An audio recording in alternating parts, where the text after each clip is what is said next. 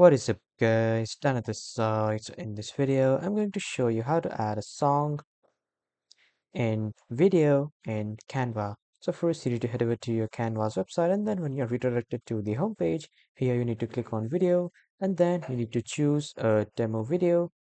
You can also choose some videos that you have already uploaded on your PC. So after choosing a demo video here on the left side, you will see the small pop-up which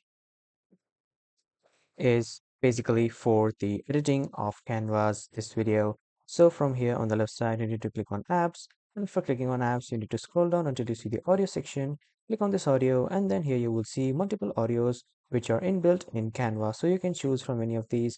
But remember, guys, if this sign appears, this means this audio is for pro version of Canva. So if you have a pro version of Canva, you can use these audios.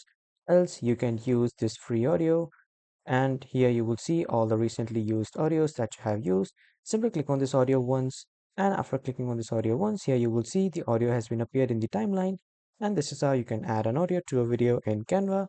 That was all for this video, everyone. Thank you for watching.